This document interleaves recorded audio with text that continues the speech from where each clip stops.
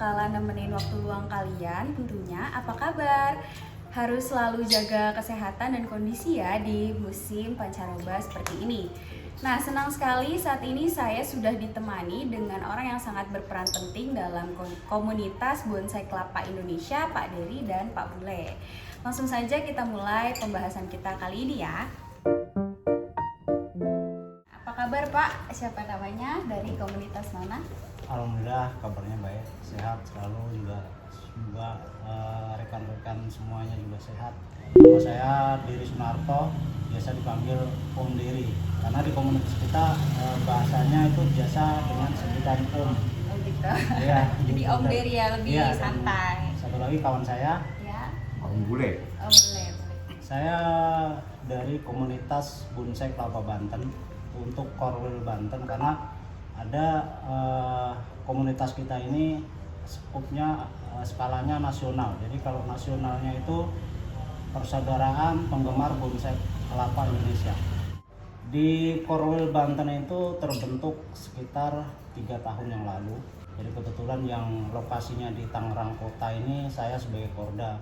Kalau kegiatannya, kalau tugasnya ya untuk Korda itu ya paling mengkoordinasi teman-teman satu daerahnya itu untuk kegiatan misalnya kopdar bulanan, terus untuk koordinasi juga misalnya untuk kegiatan sosial itu juga biasanya korda nanti yang mengkoordinir teman-teman gitu, misalnya untuk mengadakan lelang sumbangan dan lain-lain, itu sumbangan bencana misalnya, itu untuk koordinasi itu. Lebih ke koordinasi terhadap ini ya, anggota komunitas iya, untuk komunitas. suatu acara ya. Iya. Kita juga ngadain donor darah. Oh ada donor darah Ada. juga ya? Pokoknya intinya kita bukan melulu hobi, tapi kita juga istilahnya ada partisipasi untuk kegiatan sosial dan lain-lain gitu sih. Pokoknya itu. Untuk awalnya nih membuat bonsai kelapa sendiri itu caranya tuh gimana sih Pak? Apa ya, kita ambil coba sama. Ini begini, jadi kalau ibaratnya kita boleh nemu lah ini di jalanan atau di pohon-pohon kelapa, posisi seperti ini, kebetulan ini sudah keluar tunas gitu kan. Nah, biasanya nih ada dua teori yang dia pakai. Misalnya dia mau bikin ori ya seperti ini, atau semi ori itu Sebut bisa ori. dibuang gitu. Itu namanya kalau kita sebut ori, karena apa? Apa Original adanya. ya? Iya. Belum diapa-apain. Kemudian Iya. ada nanti yang kita kupas. Heeh. Kita kupas, kita kerok dulu, batok kelapanya ini kita amplas, kita halusin gitu, sampai nanti terakhir tuh bisa di finishing dengan pernis. Contohnya seperti ini. Bisa pernis atau di Sampai resin gitu ya. Itu istilahnya expose batok kalau di kita. Itu Expose intinya. batok. Iya, itu ada dua itu intinya, yang ori sama expose batok. Nanti ada perkembangannya lagi yang misalnya expose akar gitu. Jadi akarnya dibikin tinggi. Itu medianya air dulu, jadi bisa setinggi gini nih akarnya misalnya.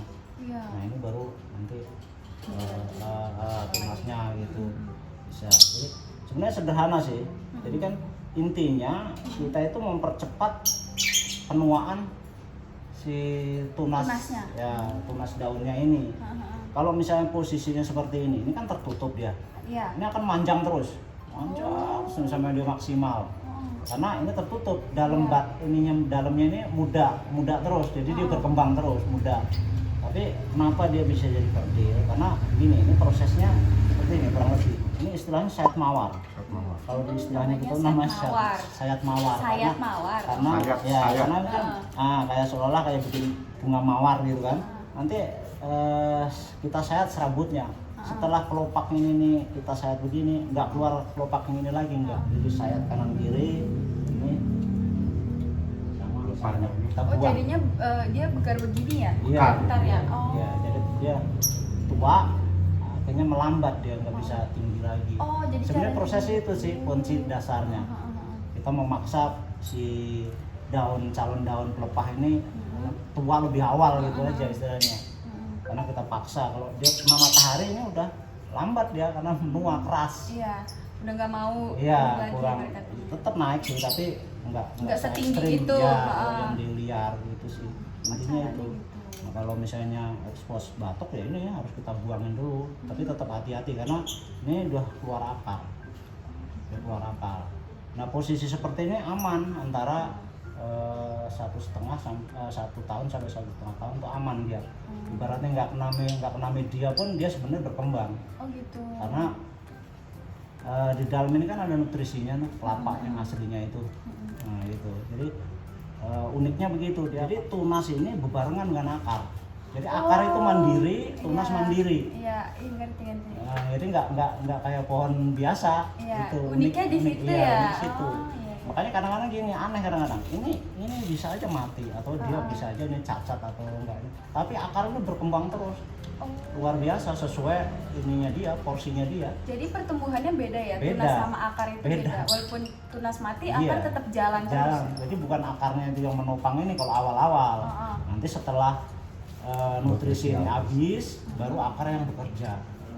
Dalam media dia bisa hidup. Bisa hidup sebenarnya. pasir, tanah, air, dia bisa hidup. Seperti apa? Seperti pelaku pasir paling bandel ini dia. Bahkan media-media begini juga lain-lain orang, lain biasanya media juga beda-beda. Pasir Standarisasi Tergantung Iya. kemauan kita ya. Iya, Oh. makanya. sama eksperimen kita. Nah setelah kita berhasil misalnya baru berganti biasanya segitu. Kalau bonsai ini dia bisa hidup di segala macam cuaca nggak sih, atau ada cuaca tertentu itu dia nggak bisa hidup gitu? Bisa. Jadi semua cuaca nggak masalah. Cuman prinsipnya gini sih sebenarnya. Si bonsai kelapa ini sendiri biasa di mana gitu? Biasa di tempat teduh atau biasa di tempat panas? Kalau misalnya biasa di tempat teduh nggak bisa langsung pindah ke tempat panas, nggak boleh. Oh Pasti gitu. daunnya gini gosong nanti terbakar. matahari. Kuning dia. Jadi kalau misalnya mau dipindah dia harus bertahap. Kalau untuk harga masing-masing bonsai itu berapa sih Pak? Kalau misalnya kita bicara harga yang umum gitu maksudnya standar aja. Standar aja. Ya antara 200 sampai 400 ribu. Kan bonsai itu kan sekarang nih bonsai kelapa ini ada dua macam keunikan gitu. Jadi keunikan alam sama keunikan rekayasa.